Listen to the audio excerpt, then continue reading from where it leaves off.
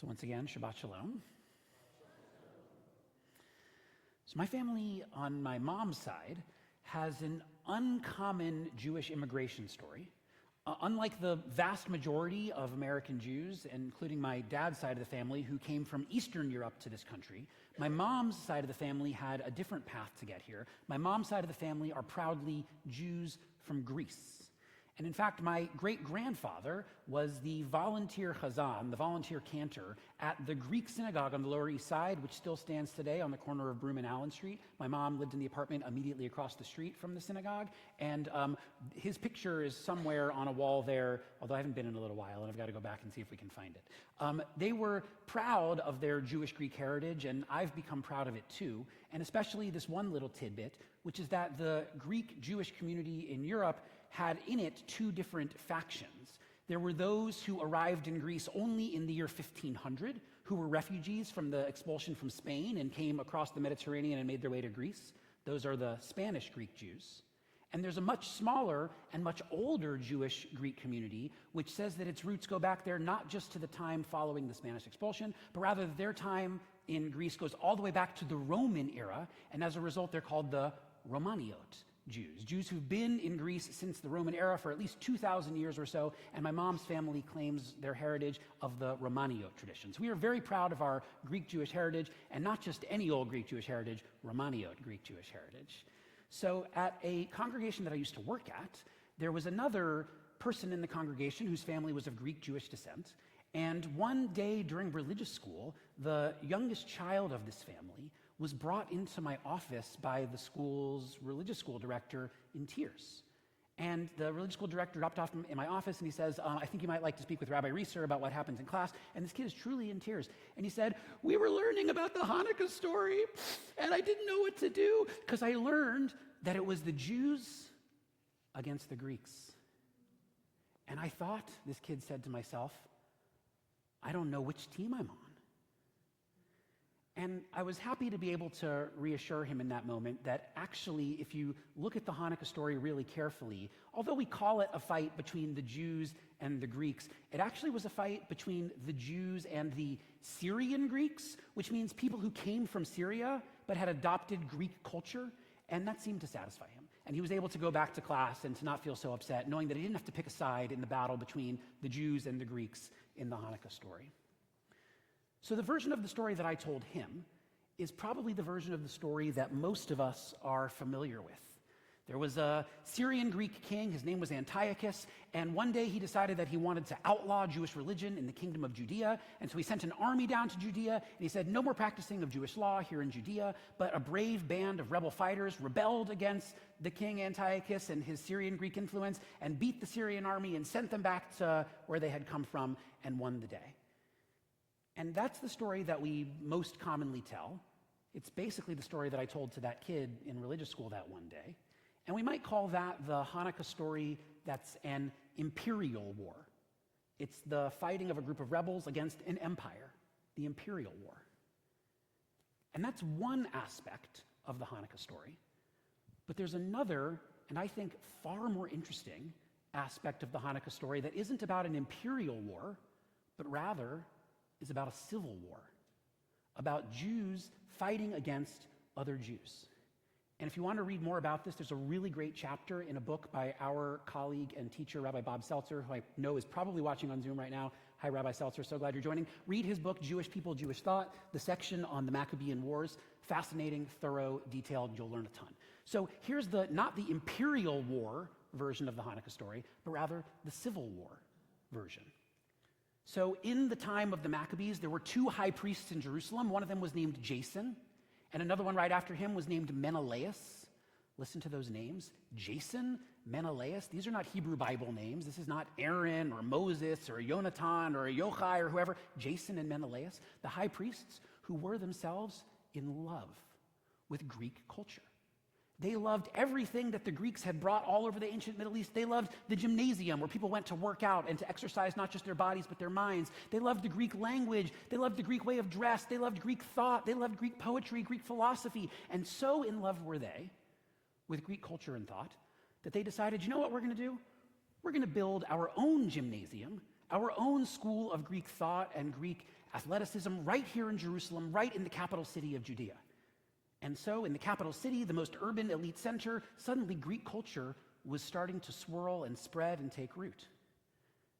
That's what was happening in the cities. Meanwhile, in the countryside, a group of Jews were like, hey, we're not really into what you guys are all doing there in the city. Here in the country, we're not really into Greek culture. And the Jews in the countryside said, we're not into this, and they started to rebel against the Jews who were in favor of Greek culture. Now, the king who oversaw all of this, King Antiochus in faraway Syria, said, uh-oh, it looks like there's a rebellion against the high priests. I'm in support of the high priests because, after all, they're the authorities. And what's more, they're into Greek culture just like I'm into Greek culture. And so King Antiochus, at that point, sends his army down to Judea. At that point, decides to abolish Greek culture, or rather Jewish culture. At that point, decides to erect a statue of Zeus in the temple. At that point, starts sacrificing to the Greek gods right there in the temple. It wasn't until the civil war began that Antiochus got involved in the first place. And actually, although we think that the first round of fighting came from the Maccabees against the Jews who were in favor of Greek culture, it's not the case. When Antiochus' army arrived, Jews in Jerusalem who were in favor of Greek culture, Jews who liked the gymnasium and who liked Greek thought, went out into the countryside, sort of unprovoked, and fought against the people in the countryside who were saying, we're not in favor of this. They forced them to eat pork, which would be against their religion. These Jews who liked Greek culture forced them to abstain from observing Shabbat, forced them to turn over their Torah scrolls for destruction. A civil war between two different visions of what Jewish life should be like. Well, the rebels, of course, resisted. At first, they resisted by letting themselves be martyred rather than being forced to desecrate the Shabbat. But after the stage of martyrdom, they decided, you know what, actually we're going to fight back, but because we're good Jews, we're only going to fight back 6 days a week. On Shabbat, we're good Jews, we're going to rest, we don't work, we don't fight on Shabbat. But they quickly realized that if you rest on Shabbat and fight 6 days a week, well, then the Jews from the city who like Greek culture are just going to come and attack on Shabbat, and they'll massacre and desecrate Shabbat against us. So they eventually decided, okay, we can't just fight 6 days. A new leader came in and said, 6 days we'll fight aggressively, and on Shabbat we'll fight defensively. And that leader who said, okay, even on Shabbat we can fight defensively, his name was Mattathias. Mattathias, the head of the Maccabee clan. Mattathias and his sons eventually are able to cut off the road from Jerusalem to the seacoast. They take back over the temple and are able to get rid of the Greek influence there. And at last, the Maccabees are victorious, not only in a fight against Antiochus, but equally in a fight against their own fellow Jews, those who liked Greek culture and those who were opposed to it. And it turns out that even after the war came to an end, the Maccabees continued to fight as if some pent-up aggression, some pent-up thing that had been suppressed in them had suddenly been loosed. And after the war was over and Antiochus' restrictions had been lifted, the Maccabees continued to fight against Hellenized Jews all throughout Judea. So we see that it's not just an imperial war, it's actually a civil war between Jews who like Greek culture, the dominant cultural influence of the region and of the day, versus the Jews who rejected Greek culture, those who wanted none of it coming into their Jewish religious lives. And when I think about the Civil War, I ask myself a very similar question to the one that student asked of me, or I guess of his teacher, that day in religious school in a former congregation. He asked, well, which side am I on? He asked it because he felt like he was a Greek and a Jew in a different sort of sense. I asked the question not for that reason, but rather because if I'm being honest, although we celebrate the Maccabees, when I think about our contemporary Jewish world, all of us in this room are far more like the Jews who adopted Greek ways than like those Jews who opposed them. Basically, they were Jews who said, we're going to secularize. We're going to let the outside culture come into our lives and world. And actually, in their case, they were sort of fanatical about it. If anything, we're like the Jews who liked the Greeks, not like the Maccabees. And I have to ask myself the question, what if that group had won instead of the Maccabees? would any of us be here still today if it hadn't been for the Maccabees, who said, you know what, we're not interested in your global culture coming and ruining our specifically Jewish thing? If the Maccabees hadn't said that and the Jews who liked Greek culture had won, would there be any Judaism today? Which of course leads to the sinking, dreaded feeling in my pit of my stomach, which is, are we sitting on the wrong horse today? If the present bears any resemblance to the past, or as somebody said, if it echoes or rhymes or whatever it is, and we're going to, 2,000 years from now, look back at this time and tell stories about a group of Jews who did something and who were our ancestors, which group is more likely to last 2,000 years, I worry about late at night? If history is any indicator, my painful guess is that history will more likely remember Rebbe Menachem Mendel Schneerson, the Chabad Rebbe, more likely than remember Rabbi Rick Jacobs, the leader of the Reform movement.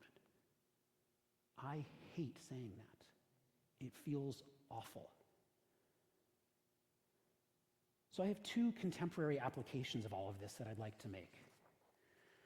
The first contemporary application is one that's about Israel. So some of us, if we follow the headlines from Israel carefully, and I'm among those, may know that right now there's a big debate in Israeli society about whether the ultra-Orthodox, the Haredi, should serve in the military. So way back when the state was first established in 1948, David Ben-Gurion, the first prime minister of Israel, made a deal with the Haredi in a pragmatic sort of way. He knew that in order to establish the state, he'd have to make concessions to different groups. And the one concession, or one of the concessions, that he made to the ultra-Orthodox was, if you'll be a part of this project, you won't have to serve in the military. And that worked well in their day, when the ultra-Orthodox were a tiny little minority on the side.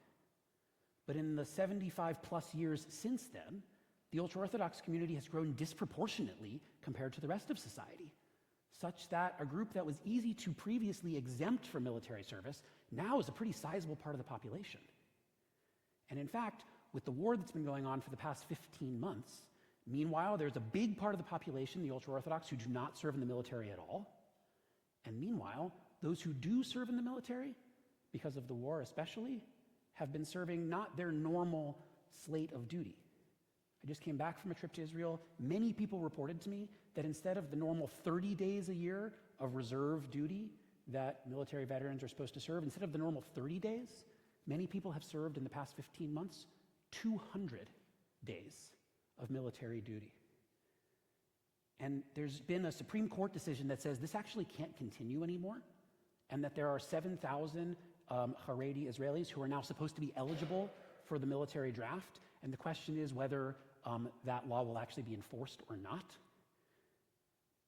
Now, typically, most of the time, you'd hear me say that I think that they should, with certain caveats, in certain circumstances, with certain exceptions, but moreover, or most importantly, or rather, what's the word I'm looking for? Bottom line, that's the word. Bottom line, I think they should. I think that the burden of defense should be shared equally by the whole country. That's normally what you'll hear me say. But on this night, and when I think about the civil war of the Hanukkah story, and I think about the fact that it was the Maccabees, the protectors of Jewish culture, who are the reason that any of us are here today at all, I feel myself unusually more sympathetic to those who make the case that the Haredim shouldn't serve in the military. Not because they don't want to, not because they'd be afraid to, not for any of those reasons at all, but rather because I get the argument that those who serve in the military protect Jewish bodies, and those who study Talmud all day protect the Jewish civilization, protect the hundreds and hundreds of years of Jewish wisdom and knowledge that are in that library and poured over by those minds. They're kind of more like the Maccabees in that particular regard. Now, obviously, the Maccabees were also fighters, so that complexes the situation. But thinking about it as a civil war, I'm more sympathetic to the notion that they do indeed serve by preserving Jewish culture. A second contemporary application. So in that feeling of dread that I described about are we on the wrong horse, about who will history remember, the Rebbe Menachem Mendel Schneerson or Rabbi Rick Jacobs, in that feeling of dread, I am not at all alone. There's a book that came out this year. I'm sure it'll be nominated for a National Jewish Book Award. It's called Tablets Shattered by a journalist named Jonathan Leifer. And in it, he describes the pillars that have been the essence of American Jewish life for the past 100 years. And one of the pillars, there's several, but one of the pillars that he describes, in his book, is the pillar of religious liberalism. And he defines religious liberalism with three different things. He says, first, religious liberalism is the notion that my participation in the life of a synagogue is an individual participation, not a communal thing. I'm here as me. I'm not here because this community requires it, but rather I'm here as me, Daniel. Individualism. Second, religious liberalism means voluntary. No one's forcing anyone to be here tonight. Everyone volunteered to come. Anyone can volunteer to leave anytime that they'd like. Religious liberalism. Individual volunteerism. Third thing, religious liberalism means relativism. Oh, I get something good out of coming to synagogue. I hope you feel that way. But you might equally feel relative that I get something good out of being part of a book club. Or I get something good out of being part of a bowling group. Or I get something good out of being part of the PTA. Individualism, volunteerism, relativism, these three factors sort of are part of the whoop and wharf. That's not the phrase. Wharf and whoop? Weft. I'm not a sewer. Are part of the fabric. There it is. I'm not a weaver. Are part of the fabric of American Jewish life. But as a result of these three religious liberal principles, religious liberalism, not just in Jewish circles, but in all circles, is attenuating. Participation is down in mainline churches. Participation is down in non-Orthodox congregations. Ours is up, by the way, but across the board is down. As a result, Joshua Leifer has decided that this liberal Jewish project is out of steam, and that he's actually going to commit the rest of his life to a more traditional lifestyle. Because the notion that we can be Jewish and also be Hellenists, be Jewish and also embrace Greek culture, like in ancient times during the Civil War, has for him run out of steam. And that if anyone is going to get the Jewish people through the next 500 years, it's not Jason and Menelaus. It's Judah Maccabee. Because he feels that our strand of Judaism is going to fade into the night. Now, this past week, I facilitated a couple of conversations in the congregation on exactly these topics. And a couple of times, people asked in different ways the following question. They said, but wait, you described a civil war between the Jews who liked Greek culture and those who didn't. And a couple of people asked, was there anyone in the middle? Was there anyone who both liked Greek culture but also stayed Jewish even while they liked it? Which I thought was so interesting that so many people asked that question. I think it's indicative of people trying to find ourselves, find our place in the Hanukkah story, recognizing that we're probably not Maccabees, but we don't really want to be the Hellenists either. Was there anyone in the middle? And there's a great book called From Maccabees to Mishnah, where the scholar Shaya Cohen answers exactly this question. He says that we shouldn't think of these two forces as being opposites of one another, as being antonyms. We should think of them rather that Hellenism was something that impacted and changed Judaism, that all parts of Jewish life in that time were not either for or against Hellenism, rather all parts of Jewish life at that time were, transformed by Judaism. Even the Maccabees themselves were transformed by Hellenism. He makes a contemporary comparison. He says, obviously, Reform Judaism is a modern Jewish movement. Modern Orthodoxy is a modern Jewish movement.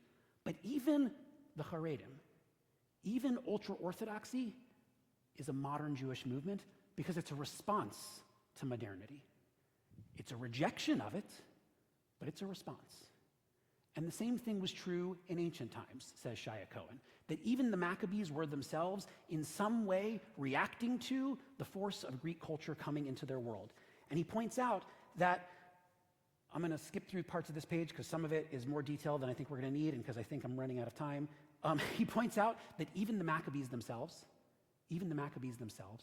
incorporated elements of Greek culture into the way that they practiced Judaism. He points out the following things. First of all, that the Maccabees translated the book of Maccabees, which was originally written into Hebrew, they translated it into Greek. Why would they translate it into Greek if they were so opposed to Greek? They themselves were immersed in this culture. Even if they didn't recognize it, they participated in it, even as they tried to distance themselves from it. And interestingly, to today, the only original versions of the book of Maccabees that we have, the Hebrew version is gone, no longer exists. The only version of the book of Maccabees that we have today is the original Greek. A couple other examples. There was a novel written, a novella written around the time of the Maccabees. The novella is called The Book of Judith. It's an apocryphal story. It tells the story about this Jewish woman who fights off an army general and actually beheads this army general. And it's a story about Jewish female heroism in a time of the influence of the Assyrian Greeks. And this novel, this story of Jewish heroism, this story that looks a lot like what the Maccabees were in favor of and what we're doing, this story reads exactly like a Greek novella. It's like today we have modern American literature. This was modern Jewish Greek literature, a novel with Jewish themes. Last example, the Maccabees themselves adopted Greek political theory. When the Maccabees decided that they were going to enact a holiday for all of Judea, what did they do? They didn't write it down in some scroll and say, like, God gave us this holiday. No, they did what Greeks did. They went out into the city square and they had an acclamation ceremony. They asked the people, do you accept the authority of the holiday of Hanukkah? And the people acclaimed, yes, we do, which was a Greek political theory. Similarly, when one of the Maccabee brothers decided that he was now going to be the new high priest, this is Simon Maccabee, when he said, do you accept Simon Maccabee to your new high priest? They went out into the village square and all the people acclaimed, yes, we do, which is Greek political theory about how society should work. Even the Maccabees, in rejecting Greek culture, adopted Greek culture. I think what all of this is to say, I hope, is that it's not only the Maccabees' rebellion, it's not only their rejection of Greek culture that allowed our people to survive through those perilous times. Rather, it was a blend of things. It was the fact that there were the Maccabees who were pushing away from it, that there were other Jews who were more embracing of it. It's the fact that the Maccabees themselves even were influenced by it. It's all of those trends, all of those forces all at once, and the fact that the Maccabees even adopted some of Greek culture. That's the reason why our people survived. And to make that point, Shia Cohen points to a different example. Just 200 years after the Maccabees, and actually our congregant Joel, who's sitting right here in the front row, made this point on Sunday morning in a conversation group about this. Joel brought this up first to me, and then I read it in Shia Cohen's book just last night. So actually, Joel, smart guy over here. He's never read the book. He just knew it because he's that smart.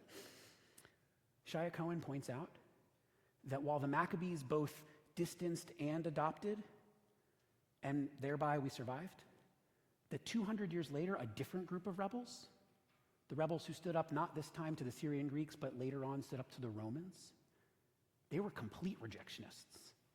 They said, we don't want anything Roman at all in our world. No Roman politics, no Roman culture, no socializing with Romans. Anything Roman is trafe. It's out. And whereas the Maccabees were successful, those later rebels who rose up against the Romans and who made such a sharp distinction between them and Rome, those rejectionists, they lost. In that era, it was the rabbis who made it.